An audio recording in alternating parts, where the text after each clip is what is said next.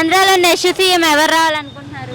జగన్ బాబు గారు రావాలి. ఎందుకని జగన్ గారు రావాలి? జగన్ బాబు గారు మాకు అన్నీ చూస్తున్నారు, పథకాలన్నీ ఇస్తున్నారు, మాకు ఇల్లు కూడా ఇస్తారు.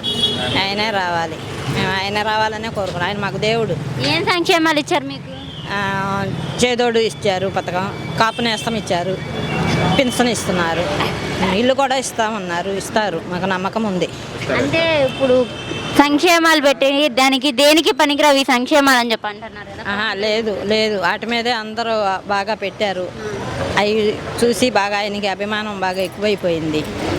ఆయన్నే ఇష్టపడుతున్నారు రావాలని, ఆయనే రావాలి. మరి ఇప్పుడు పవన్ కళ్యాణ్ గారు అంటున్నారు ఒక సైకో ఒక రౌడీ మనల్ని పాలించినందుకు సిగ్గుపడాలి. వాళ్ళు సినిమాలో డాన్సులు చేసి వస్తున్నారు, వాళ్ళకేం తెలుస్తుంది ఆయన విలువ? అది ఆయన విలువ వాళ్ళకి తెలియదు కదా. ఈయన రాజులు ఉన్నప్పటి నుంచి వచ్చారు, తాతలు నాన్నలు అందరూ వాళ్ళు ఉన్నప్పటి నుంచి వచ్చారు కదా. ఆయనే రావాలి, ఆయనే కావాలి, జగన్ బాబు.